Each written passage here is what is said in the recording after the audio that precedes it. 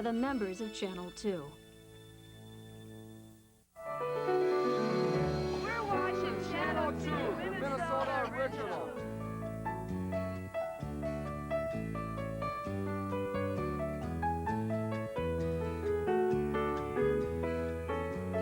The following edition of Almanac was recorded Friday evening for rebroadcast at this time.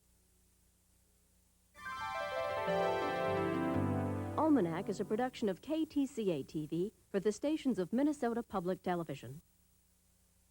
It's a chilly autumn night. Why don't you warm up with us? If the satellite works, Senator Rudy Boschwitz will be along, and the odds are good that our new state lottery director will be here too. All that in the new concertmaster of the Minnesota Orchestra. We've got a little of everything, including our famed weather vane shot.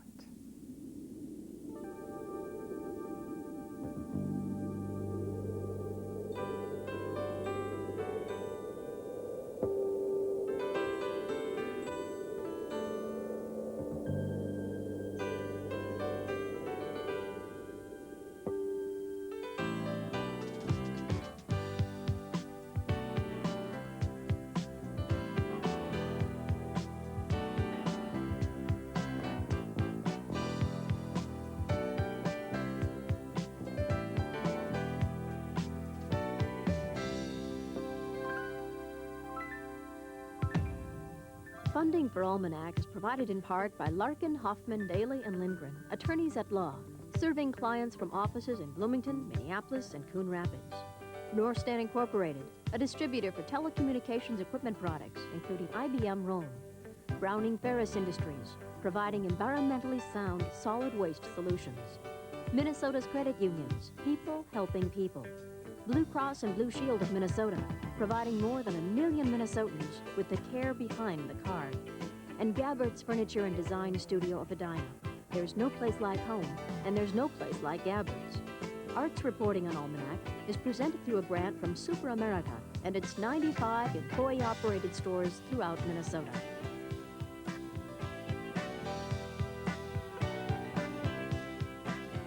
I was excited to read this week that there's a National Potato Museum in Washington, D.C. It's not much of a museum, actually. It's stuck in a townhouse. But it is tax exempt, and it does include 2,000 potato artifacts, including a clock powered by 2 potatoes.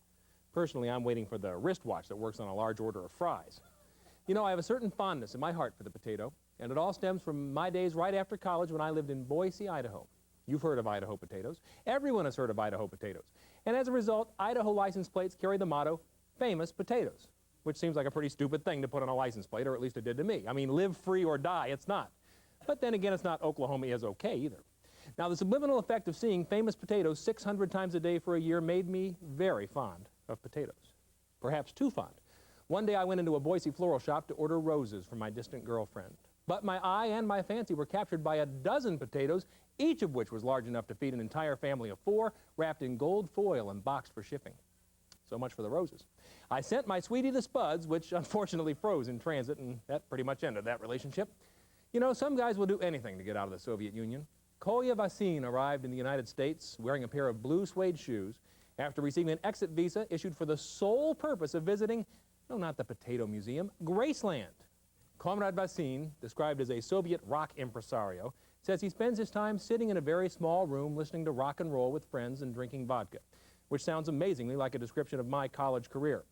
This trip to Memphis is something like a religious pilgrimage for Kolya, who says of Elvis, his voice, his spirit is God to me. All feelings of the human race come out of Elvis. I don't see it myself. Maybe Hunka Hunka Burnin' Love picks up something in the translation.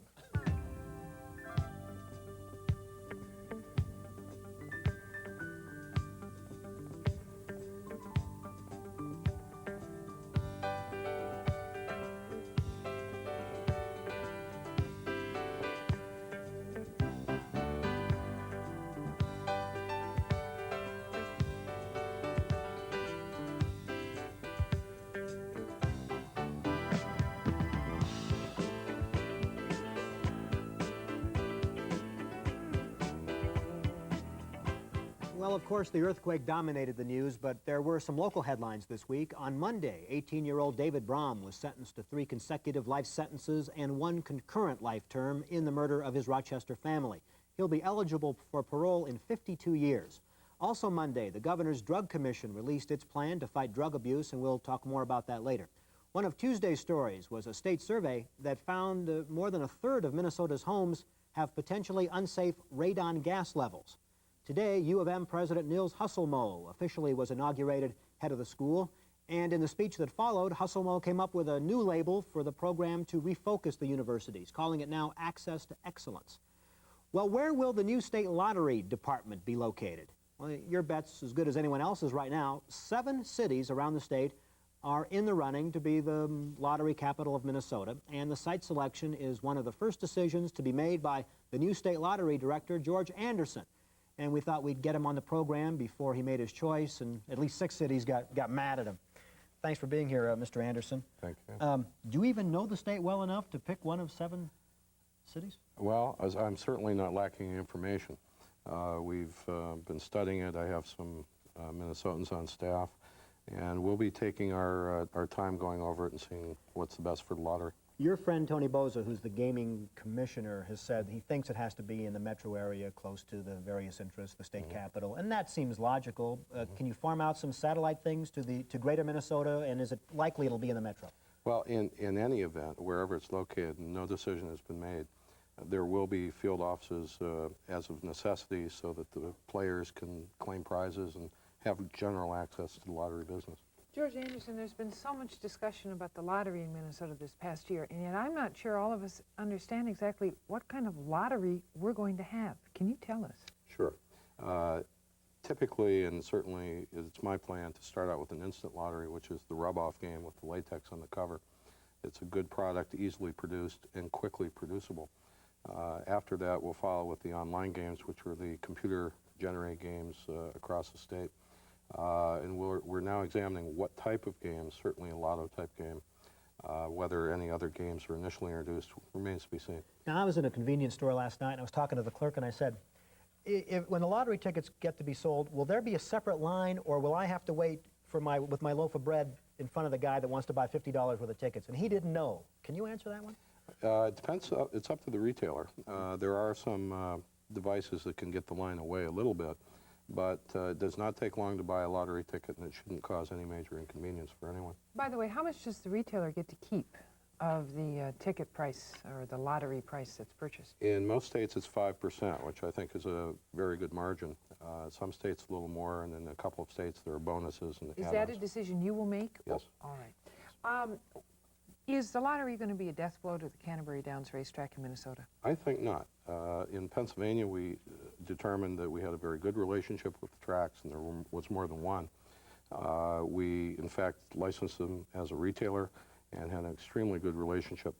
Traditionally, and by review, the players at a track are different people than the players of a lottery, so there should not be too much damage either way. What about with respect to charitable gambling, which has taken off like who knows what in Minnesota? Could this hurt charitable gambling or just increase people's gambling overall? There may be some impact, but I'm not sure that it'll be significant at all. Minnesota is number 2 in the nation in charitable gambling and pull tabs. It's a very exciting thing. The bottom line question is, how much discretionary income do people have to play either or both? And I think the discretionary income is sufficient to cover both. Is it just a given that Minnesota will be in the multi-state lottery with Wisconsin and Iowa? Or? It's not a given. Certainly it has to be voted in, but it's a very strong preference of mine. When will you have a site for the primary headquarters picked? I am going to be consulting with the board as to establishing a deadline. Hopefully within the next 30 or 40 days we'll narrow down a region, and then within that region we'll work out a specific building if one's available. And we'll be waiting in line for tickets, when do you think? I hope in late March or early April, but we're going to try to do our best to get the backroom computer systems and everything else established as soon as we can. Well, good luck getting your family moved out here, and best of luck with the lottery. Thank you. Welcome George to Minnesota. Anderson, thanks. Thank you. Appreciate it.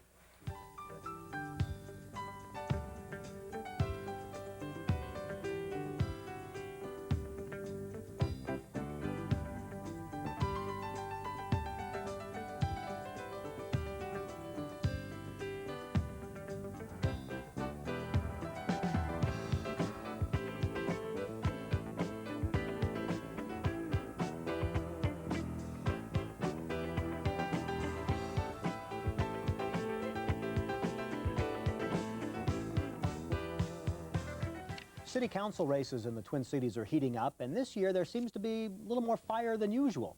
So in the next couple of weeks, we'll pay some attention to some of the hottest races. And we start tonight with a contest in St. Paul's 1st Ward. The ward now represented by Bill Wilson, who has served on the St. Paul City Council since 1980.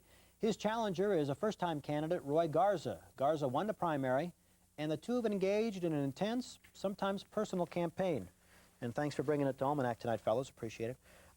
Bill Wilson, let me start with you. Now, you ran a publicized race for mayor and then got out of that and running to reclaim your seat. Now, can the voters of the ward figure, well, Wilson's kind of settling for this because the mayor's job didn't work out?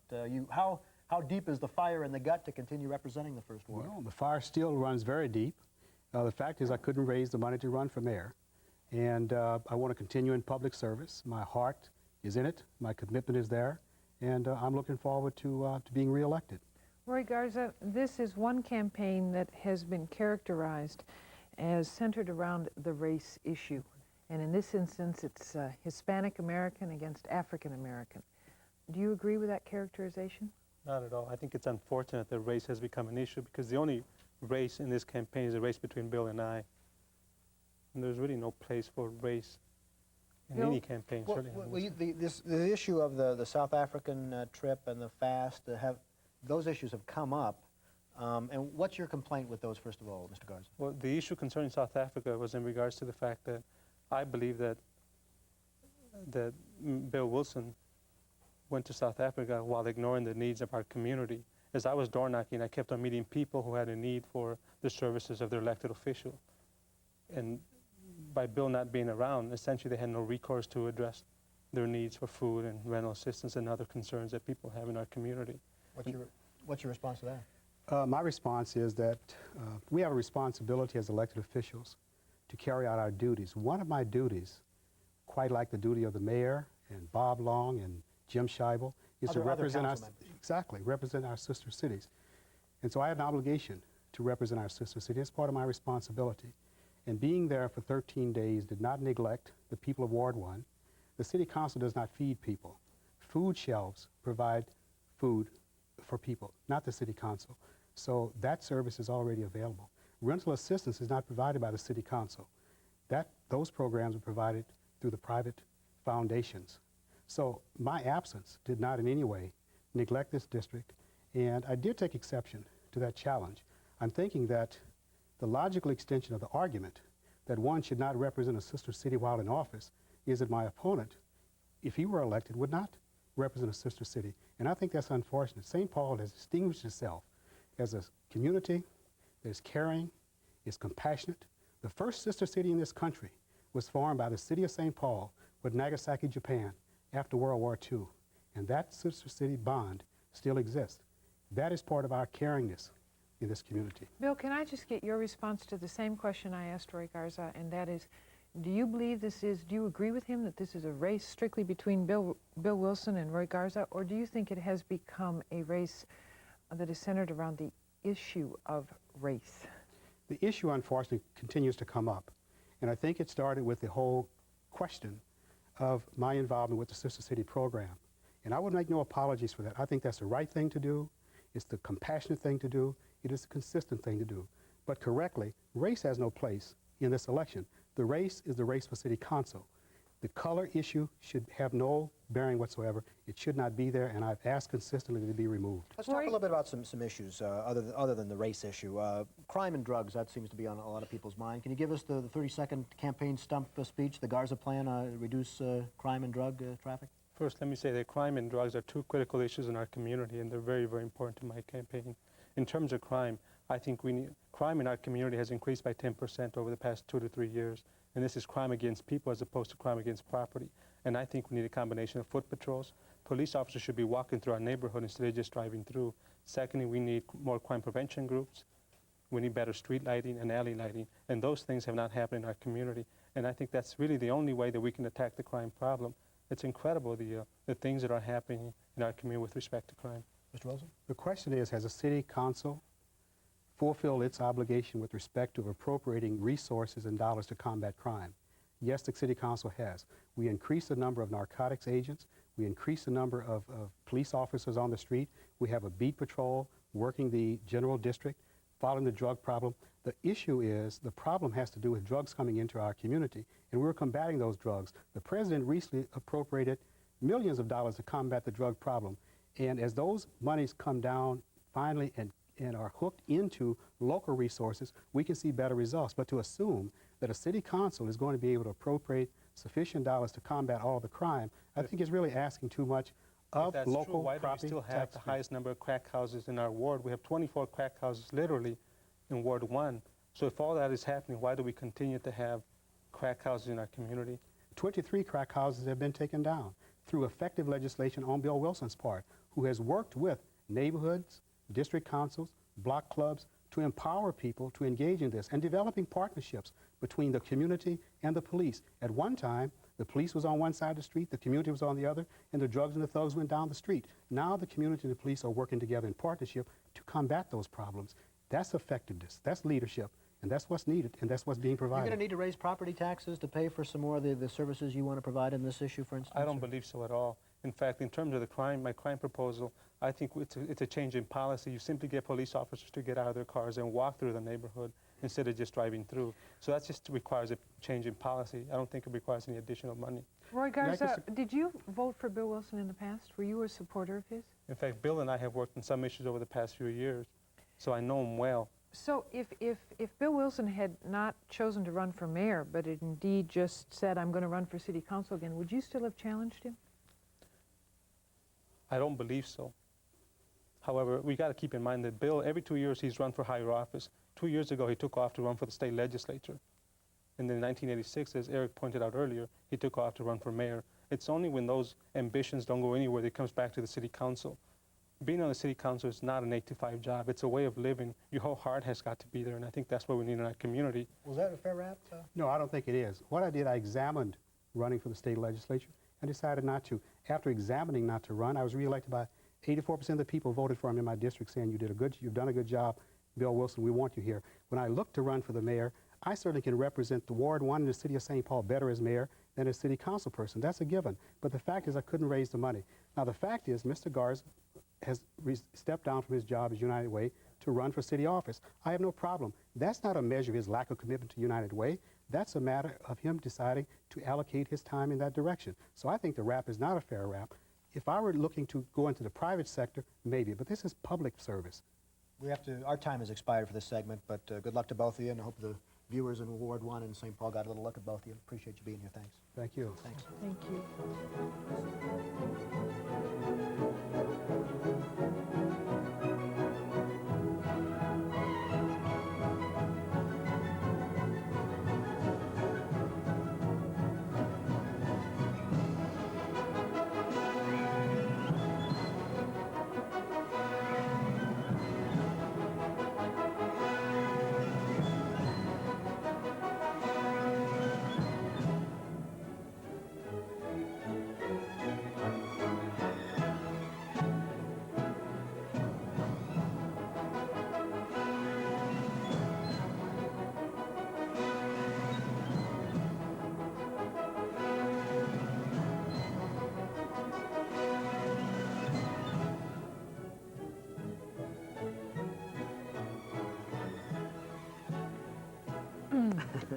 The Minnesota Orchestra began its new season last month, and it did it with a new concertmaster.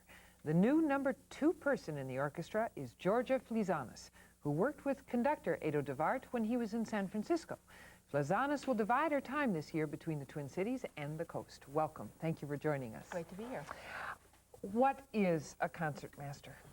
Well, traditionally, if you go to a symphony orchestra concert, the thing that will happen at the outset of the concert after the lights go down is that the door opens on the side of the stage, and a person who has traditionally been a man will walk out of the door and walk to the center of the stage and ask for the first oboe player to sound the A, which then tunes the orchestra, and it sort of is the official beginning of the concert. And that position, that post, initially, very early on in history, was really what the conductor was, that the conductor sat at the podium and led the concert from his violin. And after the repertoire became much more complicated and complex, which was roughly around the middle of the early part of the 1800s, that post became more integrated into the orchestra, and the conductor emerged. And so really at this point I would say that the concertmaster is sort of the first conduit of information from the conductor to the orchestra. You usually will get together ahead of time and talk about certain interpretive things, how the bows go up and down. And other than that, then in the rehearsals, things have to just roll very quickly and swiftly along. Well, how much are you responsible for the sound of an orchestra, and can there be some artistic tension between the conductor and the concertmaster?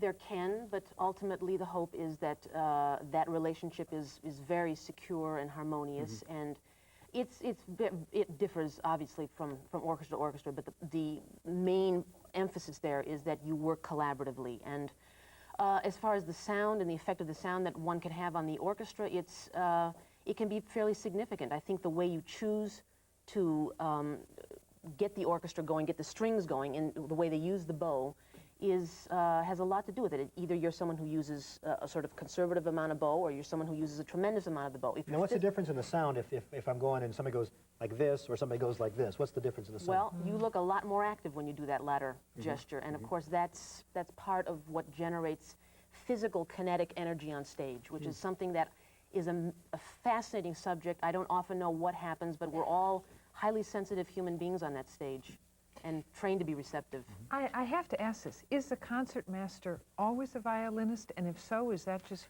steeped in tradition? Yeah. All right. So yes is the answer to that question. All right. That's Well, is there sexism in the orchestra business? Well, this is a good question. I think that it hasn't been altogether undercover that the woman has not been in that chair for almost traditionally. In fact, there's certain orchestras in Europe, the Vienna Philharmonic, which does not have a single woman in among its ranks. How can that be?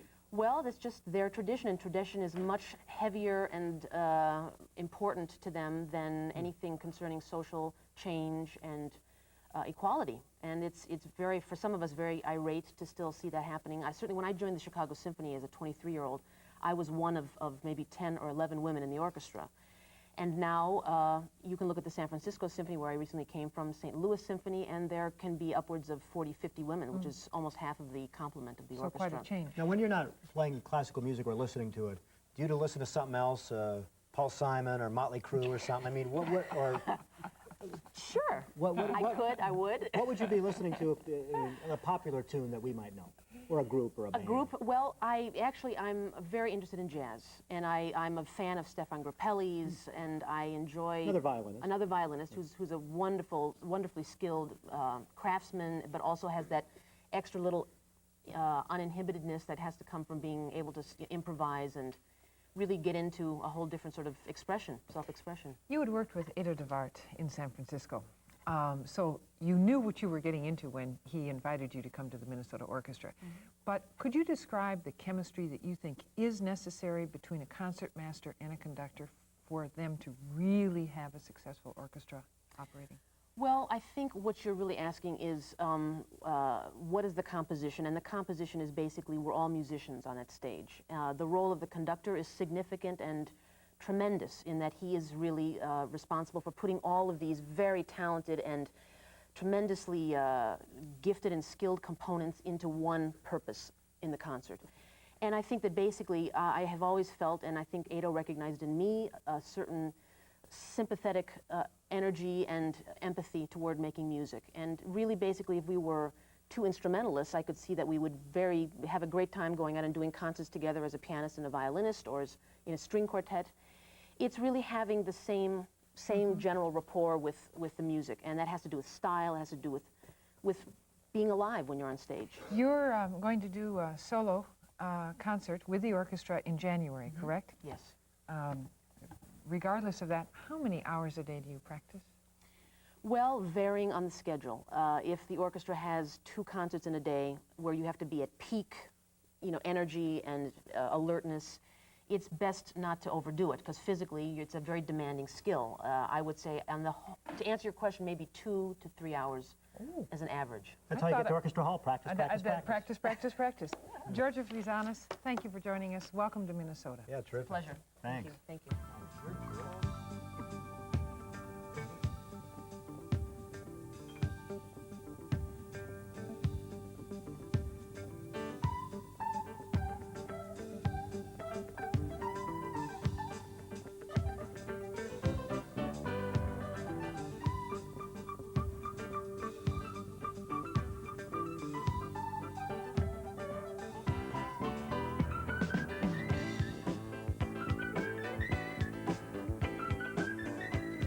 Well, it's a hot new national issue, drugs. And this week, Governor Perpich was given a, I guess you could call it a possible agenda to deal with the subject. On Monday, the Governor's Commission on Drugs released its 62 recommendations, featuring such things as more education, more money, more time in prison. Tom Berg chaired the commission that produced the report. State Senator Jim Ranestad, a Republican, is a critic of the report. Now, the State Director of Drug Policy is one Jan Smaby. She begged out of this one, but she said that doesn't mean we can't rip her during this discussion. So I don't know if it'll come to that, but it might. Tom, we can't go through all 62 recommendations. So if you want the viewers from this segment to come away with one underlying principle of what the state needs to do to get a handle on the problem, what is it? To get the communities involved from the bottom up to start developing drug programs and working on the drug problem. Have community groups, schools, teachers, churches, from the bottom up, really start working on the drug problem. All the preaching from on high, from the government leaders, from editorialists, that's fine, it's good, but the key is to start from the bottom and work on up. Okay, well, Senator Ramstad, what's wrong with that? That sounds like a good place to start. Well, I certainly don't argue with that, Eric. I just say that we needed a report, we needed these proposals a long time ago. What we've got here is a comprehensive summary of the various proposals from Bush, from Reagan, from Drug Czar Bennett, from the DFL caucus, from my caucus, and so forth. And I just ask, where was the governor back in the last session of the legislature when we dealt with the drug issue? For example, I carried the bill all the way to the Senate floor for mandatory sentences for all convicted drug dealers and lost by 2 votes, and could have used some help then from the governor. And I just think the timing is a little bit late. But, okay, let's ask where are you now? Where does the report stand on the prison time for drug dealers? We say if you sell drugs in Minnesota, you should do time. No ifs, ands, or buts about it. Have we got the money to add the space, or do we need to add space? Or? We do have the money. We can do it. We don't think you do need to add space. With the use, better use of alternative sentencing, you can free up some jail space that would allow you to put into jail the drug sellers. And I think that most of the drug sellers right now are doing time. But there are some that aren't. I think Jim agrees with that. And we think that they should do time. The policy should be in Minnesota, you sell drugs, you do time, and we want to get that passed. One thing the report talked about at some length was the underlying roots, what social causes of drug use, what leads to people to use drugs, and that seems to be the big ticket item. That's where the money is for lower class sizes and social programs that you need, and there isn't money to address that even at the state level, is there, or is there, Senator? Well, I don't know where it's going to come from. My good friend Tom Berg says it's going to cost between $5 and $10 million to implement these proposals. Well, to lower class size by 1 student per class across the state costs $72 million. We don't have that kind of money right now, so I think it's a little pie in the sky to talk about those. Well, there's nothing wrong with talking about them, but I think we have to be realistic and talk straight with people of Minnesota on what we can do. And you have focused more on the punishment end than on the sort of the pre-prevention end, have you not? Well, no, my approach has always been a comprehensive one. I think we need to let drug dealers know that if they are convicted of selling hard drugs in Minnesota, they're going to prison. But I also think that we have to emphasize early prevention and programs starting in kindergarten. I certainly share that view. I hope that Senator Ramstad will join with forces with us on Tuesday when we present this report to the joint session of both the House and Senate Judiciary Committees in working and getting these recommendations passed, because I think it's critical that we get started. We've got an action plan there now. We want to get it passed. Talking about it as Jim did, about where were things last time, it seems to me is like when the house is burning, arguing about who ordered the best fire truck a year ago. Let's get on with it and get them passed, and that's what we want to do, and I hope you'll give us a hand on Tuesday in getting them passed. Well, now, the money issue, you did kind of paddle around the money issue a little bit in your news conference. Now, is there a climate, do you think, if there was a North Star or a Minnesota poll, would Minnesotans say, yeah, raise the sin taxes, or I'll pay a little more income tax or sales tax on something in order to pay for designated drug programs? My sense of things are that Minnesotans are fed up with this drug problem and are willing to do more than they're doing now about it. And that there is a climate out there to take some action, if it's sensible action, and not wasting the money on stupid programs. Do we know where to target the resources? And that is something that, do we need more information? Is that the Office of Drug Policy's job to come up with some more information for targeting, or? I think we've got a lot of information right now that we can take action immediately that makes sense.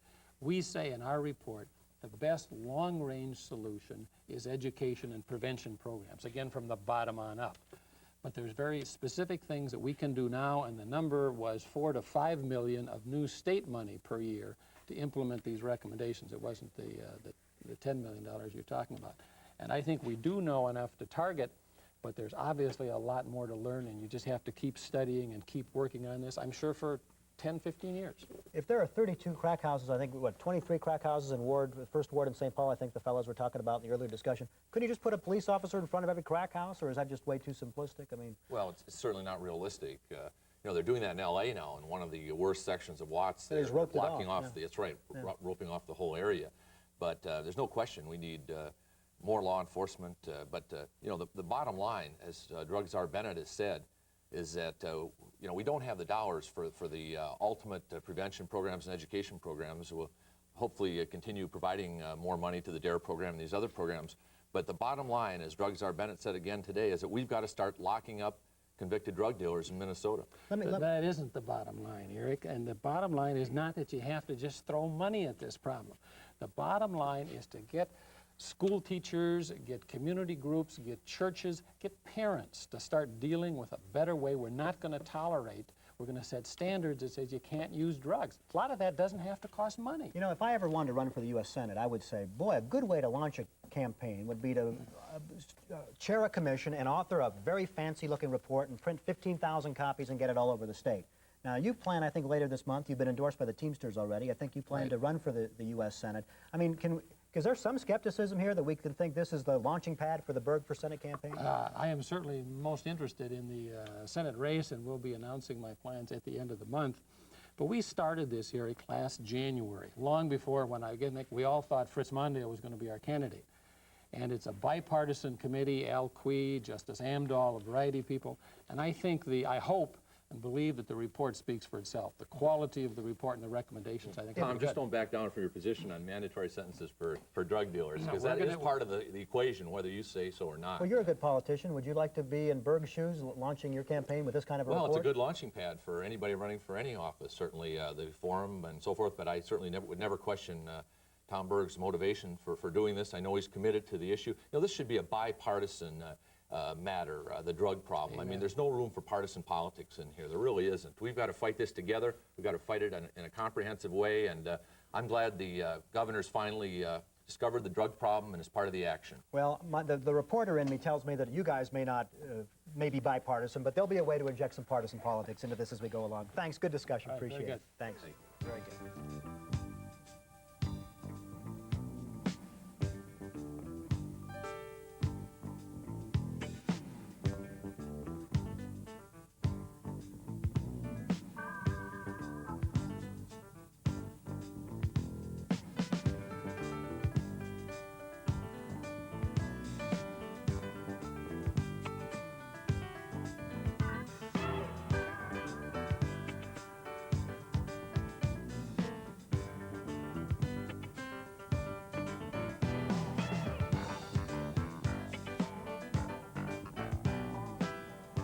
The Rudy in the news lately is the Rudy who lives on Summit Avenue. But the state's other political Rudy surfaced with a bang last week. A statewide poll gave Senator Rudy Boschwitz a 70% approval rating. That didn't make DFL party leaders happy one bit, although the senator wasn't complaining at all. Rudy Boschwitz will join us in just a minute. Here to help in the questioning, a gaggle of political gadflies. Why Spano, lobbyist, DFLer, I don't know, co-author of the newsletter Politics in Minnesota. Chris Sanda, independent Republican, hangs out around the Capitol a lot, huh? Sue Rockney walks those halls too. She's a DFL lobbyist, and KJ McDonald is known to spend some time at the Capitol himself because he is an independent Republican House member. Political panel, thank you for joining us. Senator Rudy Boschwitz, are you there and are you with us? Sure, I'm here. Thank you. Thank you for joining us this evening very much. Well, Senator Boschwitz... I was interested in that conversation you had with the concert master. Yes? You don't know it, but I almost became a musician and went into classical music. With which French instrument? Horn player. A French horn. French horn. Well, you might have been a fine French horn player, but according to her, tradition would have prohibited you from becoming a concertmaster. What about this 70% approval rating, Senator? What on earth have you done to deserve that kind of number? That's a pretty good number, isn't it? Yeah, it's high. What have you done to deserve that? A whole bunch of things. It's cumulative over a number of years. Now, one of the raps on you, Senator, is when the DFLers go around, they say, well, this Boschwitz has passed probably 3 or 4 or 5 or 6 or 7 bills in his whole time in the Senate, and based on that, he's not been productive, and he lacks stature in Washington. Can you answer that charge for us? Well, I'm the only Republican senator from the state of Minnesota who's ever been in the leadership of the Senate, the elected leadership of the Senate. On the Democratic side, only Hubert was. I think I'm doing okay, thank you. Do you think that's a measure of a lawmaker's effectiveness, the number of bills he or she passes? Well, no, not really. You know, it depends on the committees that you're on, too. I'm on the Foreign Relations Committees that doesn't bring bills to the floor. I'm also on the Budget Committee, and it brings no bills to the floor, only the budget. I'm on the Agriculture Committee, which is the legislative committee, and I think I've been one of the most active members of that, as a matter of fact. The farm credit legislation, right now we're doing the CFTC bill, and as it happens, I'm the most active member of the committee in both those areas. One thing I'd like to say about Rudy, though, his popularity has to do not with a number of bills that you pass. I think it's similar to the state legislature insofar as your popularity is how you take care of your constituents with their problems in dealing with the bureaucracies on the federal level. And Rudy does a good job there, and I think that contributes That's a lesson Minnesota politicians learned from Hubert Humphrey. You bet. Yeah, I guess I think, Rudy, from Hubert Humphrey. Rudy, I think one of the things that your 70% is talking about has been that you've been looked at as a generally nice guy. You sort of fit the image of the kinder, gentler America. And yet, this week... And yet, yes, what's coming? You did something I think is very cruel, and I know there are women in the state who agree with me. You voted not to give the victims of rape and incest who are poor the option of an abortion. That's re-victimizing them. That does not fit this image. Why would you do such a thing? Well, Sue, you're mistaken. We did not have a vote of that nature this week. Last week. We voted on the Labor Human Resources bill, to be sure. Right. But that was not included on the conference report. It was an amendment and disagreement that was not voted on in the final vote, though some people other than you have made that mistake, I might say. But it was voted on before. And I might say that we were trying to work that out. And unfortunately, it has become political. Like you were saying with the 2 state senators, with Representative Berg, and that drugs has not yet become political in the state. Unfortunately, it has here. And so, of course, has abortion. And but Rudy, you did vote on this when it came up in the Senate the first time. That language changed to allow rape and incest. The language, you are talking about the vote that we cast just now. No, well, we tried, Sue, to put that in the bill in a way that would have accommodated all parties. And very frankly, it has become politicized, as I said. And the Democrats decided that they had the president on the ropes, and perhaps you feel the same way about me, but we could have worked that out. And unfortunately, we didn't, because the Democrats decided to politicize Let's just clear this up, Senator, if we may. On that issue of limiting public funding for abortions for poor women, victims of incest and rape, are you for the public funding or against the public funding? Well, it depends if we can work that out. How so? By and large, it depends when it's reported and so forth. And we were in the process of working that out when, you know, the Democrats had decided not to offer that, to withdraw their offer. How soon after the rape or incest occurs is it reported will determine eventually whether or not funding will be available. Whether or not taxpayers should pay for abortions in the case of rape and incest is not an easy matter. Rudy, let me ask you a question. When you come home, I've got some women who'd like to meet with you who've been in the situation. Rudy, let me ask you a question.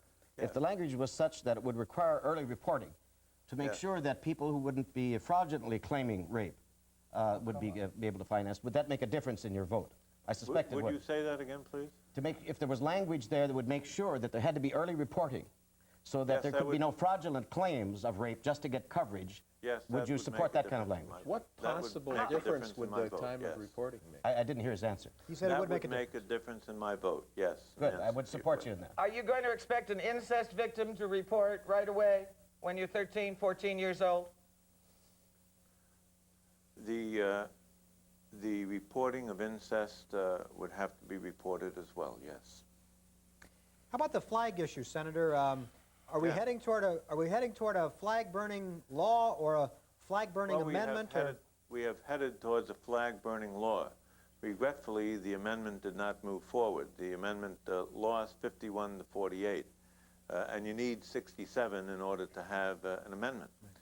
But the law has moved forward. Now the question will be whether or not the law is constitutional, of course.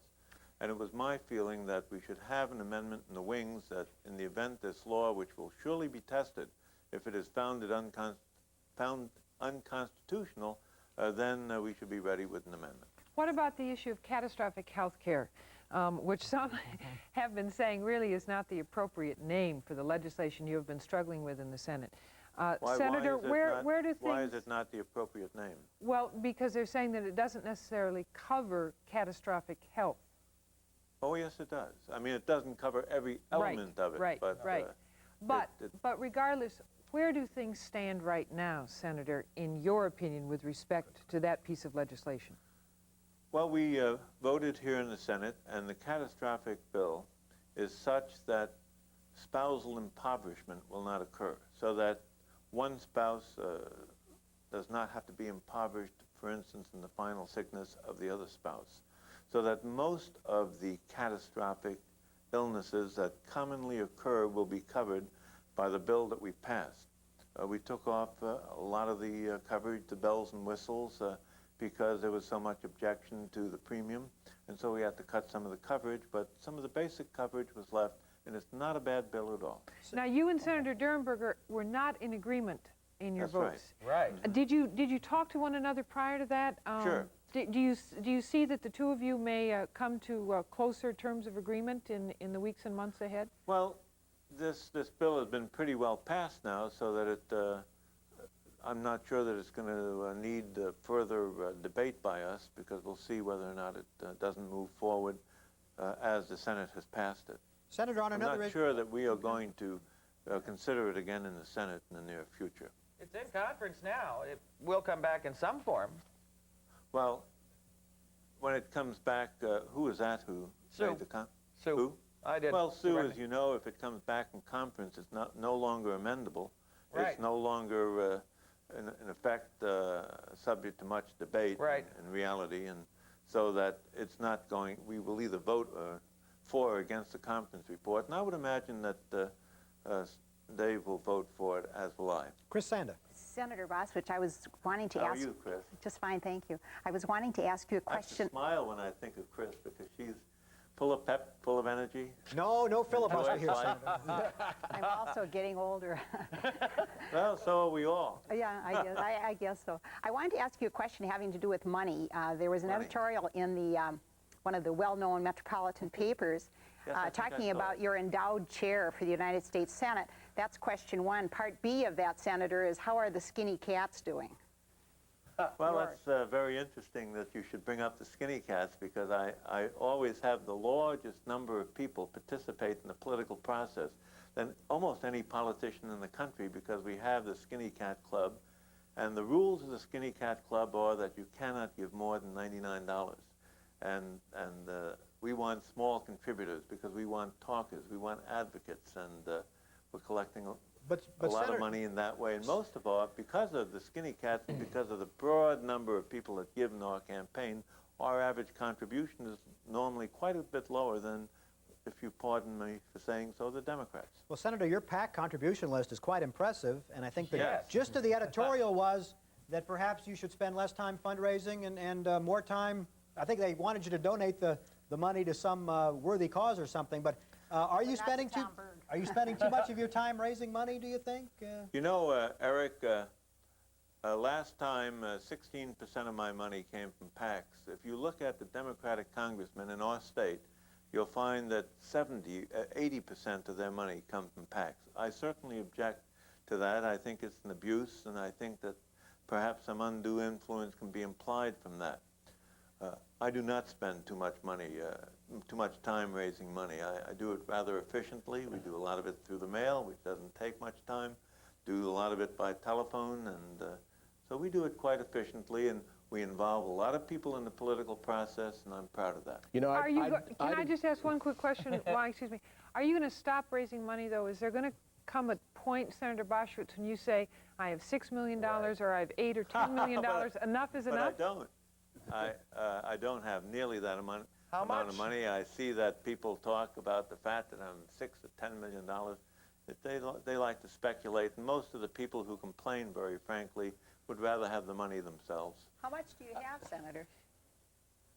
I think I have about $1.5 million in the bank. Why spot? Wyman. Rudy, I agree that on the Senate level, the access to the media. Who is this? Y Spano. Oh, hi, Y. How are you? Good. I say, how do you like my recent predictions? You told me I had to keep them anonymous because they were wrong. At the Senate level, there is access to media for candidates, and I'll agree with that. I think, though, and you and I have disagreed on this subject in the past, for congressional campaigns, we are now at a point where the turnover in Congress is less than the Politburo, less than the Supreme Court on an average basis. I mean, basically, what we've got is endowed chairs all over the country. And the reason is that, you know, we give to incumbents, and there's not the same kind of access to media, access to advertising that there is at the Senate level. Why can't we have some kind of public funding in Washington like we do in Minnesota? Right. Well, I always have objected to public funding. I know. We know. I don't believe that public funds should be spent for something that private funds can accommodate. Furthermore, most of my friends and colleagues in the political process have never been in business, have never rubbed two dimes together that they themselves have had a hand in creating. Some of them have always been in politics their entire adult lives. And they spend money like it was water, you know. And the only time they find out how hard it is to come by a buck is when they have to go out and raise it. And I don't want to deny them that experience. So that I am for pushing people out the door, making them state their views to people, and very frankly, if you put public money into campaigns, there's going to be a lot less contact between senators or congressmen and their constituents, and I don't think that that's right. Oh, on the contrary. No, I want to ask Rudy, Why mentioned endowed chairs, and of course we have two endowed houses and a governor endowed in Minnesota. That's true. Endowed by the DFL party. I'd like to ask you, what do you think, from your perspective, Minnesota is going to look like next year in our effort to deny the monopoly party in the state full access to all the chairs in state government, and how can you help? I think that we're going to do very good, KJ. I believe that was you. I can't see you all here in the studio in Washington, but I think we're going to do very well in 1990.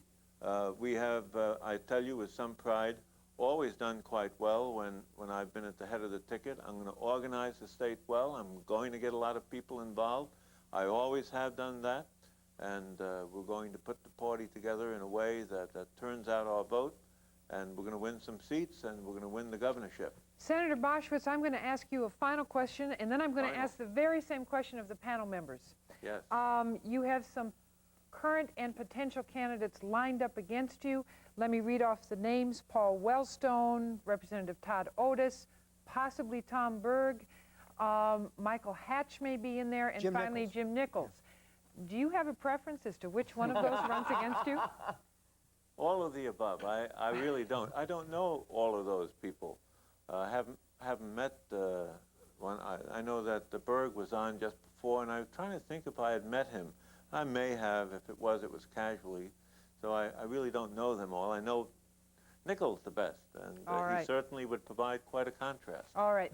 Senator Boschwitz, I'm going to thank you now for joining us. We have about 20 seconds left, so hear what the panel thinks. Very quickly, panel, who do you think would be the preferred candidate to run against Boschwitz? Why?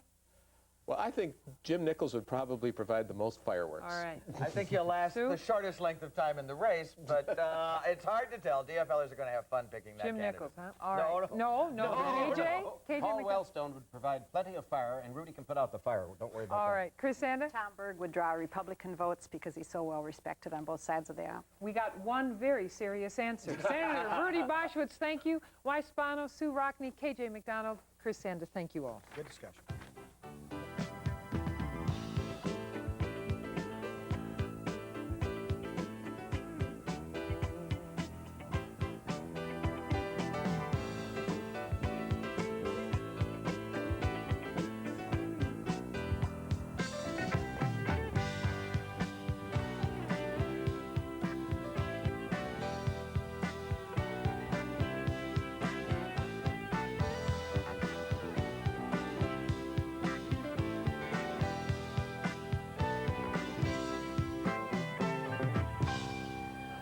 Let's shoot straight here. I wait for it. You wait for it. Eric's mother even waits for it. The index file questions. Do you believe I said that? Last week's had to do with the Mill City during the 1920s, and it deals with a famed invention from that time and place. It seems that a Minneapolis company made a mistake, which resulted in a new product that quickly became popular around the country. One hint. This accident had something to do with a person named Pendergast. What new product was accidentally discovered in Minneapolis in the 1920s? We threw in all sorts of not-so-subtle clues that we were looking for a food product, but many of your guesses left a bad taste in our mouths. They invented laughing gas, which dentists use nowadays. I believe the answer to your question of an event this evening was the discovery of puffed wheat. Through an accident, it was discovered. This was the initial start of the red and white, or the stop-and-go semaphores in the center of the streets. My father, at one time, was a good friend of Mal Mapes, who owned Cream of Wheat. And if I recall the story correctly, Mal Mapes, along with another gentleman that owned Cream of Wheat, used the chaff of the wheat that they used to throw away, and that is really the product that goes into cream of wheat. I trust my answer is going to be correct. We're sorry, Jack, but you were not alone. We received dozens of guesses, but only 2 callers were right. And it was tough choosing between Tom and Hugo and Ray and Crystal. But Ray included so many personal details. Well, listen for yourself. The famed, soft, new product that you could sink your teeth into was a candy bar by the name of Fat Emma. Pendergast, the inventor, and his family lived in his father-in-law's home at 1727 Irving Avenue North, Minneapolis, right next door to my lifetime boyhood home. On many occasions, I had the delightful pleasure of eating sample batches of the candy Pendergast experimented in getting the formula/recipe correct. Yes, right next door to Ray was the birthplace of the Fat Emma candy bar. And what's so famous about Fat Emma? Mr. Pendergast accidentally added extra egg white to his filling, and the result was that 20th century confectionery wonder, ladies and gentlemen, nougat, a version of which is seen here in this Three Musketeers bar. Now, this type of nougat is still called Minnesota nougat in the candy trade. All right, we're changing the subject. Tonight's question has to do with this, sort of. This is the very first KTCA logo used in the late 1950s. Numerous other logos were used over the years leading up to the present one. Well, with a new building and all, tonight, right here on Almanac, we are going to unveil the new KTCA logo. As we all know, logos aren't random lines and shapes, although sometimes you wonder. All corporate logos have symbolic importance. They stand for something. And the new KTCA logo is no different. Here's your job. Take a hard look and then tell us the deep, the hidden meaning of the new KTCA logo. Now, if this isn't an invitation for you to have some fun, we don't know what is. So give us a call. The number is 612-229-1428. The line sometimes is busy, so you might want to wait a few minutes before you call. 612-229-1428. And don't forget to hit us with your comments about tonight's program. Now, last week, the topic that many of you had on your minds was our discussion about a plan to reduce the number of students at the main campus of the University of Minnesota. Most of you thought the reduction was a good idea. We fully agree with cutting the number of students at the U. This action should also include an equal cut in funding. Unless our lower grades do more focusing on the basics of education, they won't have to worry about focus because they'll be so turned off with education they'll not want to go to the university or any other college. If you are interested in the university, KTCA has an upcoming special you should not miss. Get out your calendar and circle the date, November 1.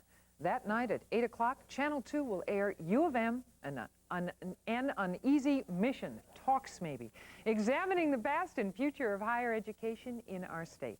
That will be November 1st at 8 right here on KTCA and many other Minnesota public television stations. Watch out for it. Well, that's all for now. Until next week, for Eric Leslie Escala, I'm Jan Ingrid Smaby. Good night.